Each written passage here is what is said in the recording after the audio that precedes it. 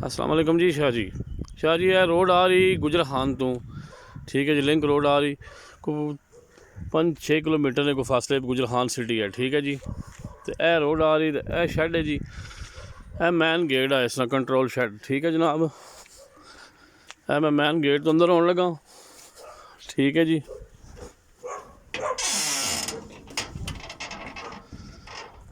यह सर यदी लोकेशन ने ठीक है जी। यह भी इन्होंने कमरे बने पे ने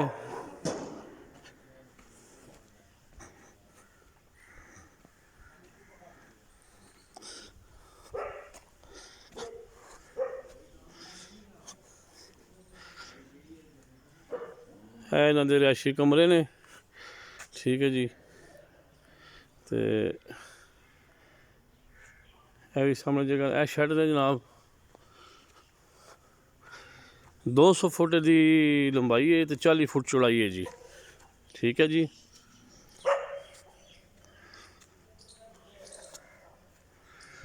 ये 200 फुट की लंबाई है जी।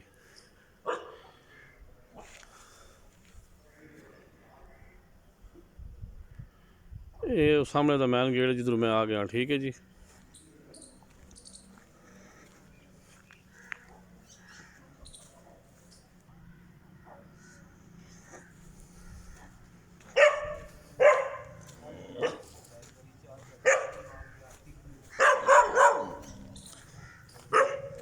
ये तो सारा सहन है बड़ा बाग शाग बूटे शूटे लगे हुए हैं फलदार।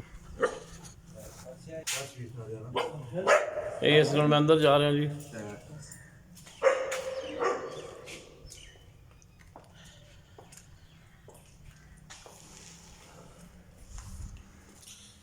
इन्हें दोस्तों डबल स्टोरी कंपेसिटी रखना है शेड जरा है। अगर डबल स्टोरी बनाओ तो कंस्ट्रक्शन इस लिहाज नाल हुई है।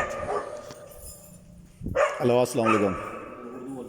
अच्छा कृषि जी तुसा इसने मैं आई साइड वेख की मेरे को नहीं पता मैं यूजर नहीं तुसा सिर्फ इन्फॉर्मेशन दियो वीडियो बननी है अभी बोलो बात चाहिए ऊपर छत्तर क्या पेड़ा। अच्छा कृष्ण साहब ये जरा इसने छत जड़ी आरसीसी तू मतलब ज्यादा रखनी है पावर है जी जी हाँ। अच्छा अच्छा इसने परसा डबल स्टोरी जड़ी है वो अगर बना तो मतलब ਤੁਹਾਡਾ ਜਿਹੜਾ इंजीनियर है जो तुम काम कराया सी जी जी वो इस तो कोई मुश्किलात नहीं होनी। नहीं नहीं कोई नहीं बेहतरीन इसना काम होया वा हर बाकी वाले ਜਿਹੜਾ अंदर सिस्टम इस तरह सारा मतलब चलना पिया। जी जी चलना पता निकाले अच्छा अच्छा चूल्हा खाना बन के काफी टाइम है तो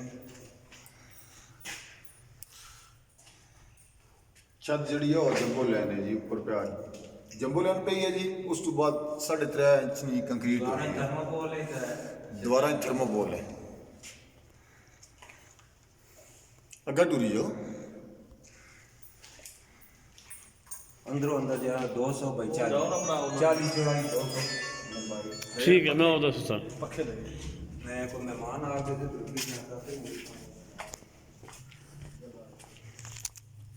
ये इसमें डबल स्टोरी है सर जी। इसकी कैपेसिटी रखी गई है देखो ना इसने सरिये हिरे निकले। डबल स्टोरी भी इसकी कैपेसिटी है इतनी कि तुम डबल स्टोरी भी बना सकते हो ठीक है ना। ऐसे पिलर जो लगे सरिये पर बाहर निकले हुए ठीक है जी।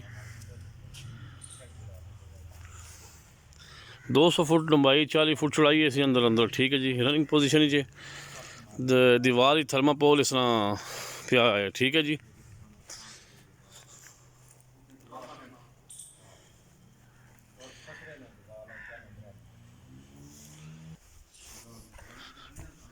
ये जनाब इहदा ट्रांसफार्मर भी अपना मीटर भी इसमें लगे हुए हैं 2 ठीक हो गया जी। जनरेटर भी लगा है मैं छत पर जाके जाने तो ट्रांसफार्मर इहदा अपना लगा है जी ठीक है जी। हम छत पर जाके तो तुहानू फिर दसना।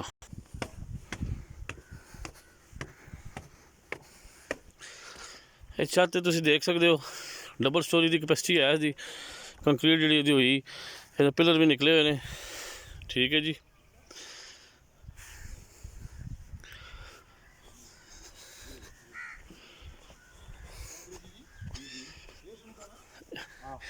यह रोड है ये जा रही मंदरा शहर नूं ठीक है जी। तो ये जा रही गुजरखान तहसील गुजरखान जिला रावलपिंडी एरिए च शैड बनया जी ठीक हो गया जी। ਇਹਦੀ ਪਿੱਛੇ ਬੈਕ ਤੇ ਵੀ ਜਗ੍ਹਾ ਨੇ, ਠੀਕ ਹੈ। ਪਿੱਛੇ ਬੈਕ ਤੇ ਵੀ जगह इसकी काफ़ी सारी छोड़ी गई। ठीक हो गया जी। ਇਹ ਜਿਹੜਾ ਜੀ ਇਹ ਜਨਰੇਟਰ रूम है। ठीक हो गया जी। ਇਹ ਜਿਹੜੇ ਬਣੇ ਹੋਏ ਨਾ ਇਹ ਫੀਡ रूम है जी। ठीक हो गया। ये फीड रूम बनया होया तो बाकी जनरेटर रूम मैं तुहानू नीचे जाके भी चेक करा देना। तो बाकी इस अगे काफ़ी सारा दस्या ने। ये जो है ना जी एक बनता है छत नज़र आ छोटा जहा ये कंट्रोल रूम है। ये जड़ा है तो एंट्री गेट है ना फार्म में। ठीक है जी। रूम काफ़ी खूबसूरत लोकेशन है, अच्छी जगह ही है।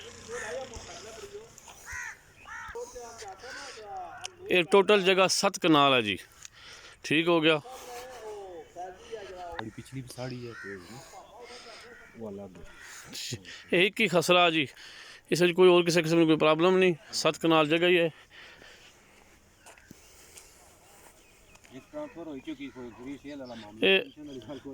ये ट्रांसफ़र हो चुकी, इसमें कोई और प्रॉब्लम शॉब्लम को नहीं। हाँ कोई ऐसी परेशानी वाली गल ही नहीं, किसी किस्म ने बिल्कुल क्लियर नीट एंड क्लीन रखवा है। ठीक है जी।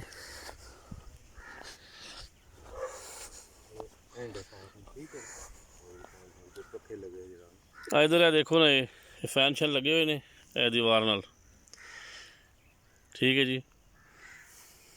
ये भी इसमें गेट है इधर आने कोई किसी किस्म में कोई प्रॉब्लम नहीं जी। सर्कुलेशन असर पैड चल रहे हैं का ये पानी सर्कुलेशन असर टैंक बनया। ठीक है जी। पैड हम चला रहे हैं जनरेटर रूम है जनरेटर लगे जनरेटर फोंडेशन ਇਹਦਾ ਸਾਰਾ लगा है जी। जनरेटर रूम है जी। ठीक है। तो चुके हैं इथों जरा तो जनरेटर साइड से रखा दूसरे कमरे में तुहानू जनरेटर भी मिल जासी।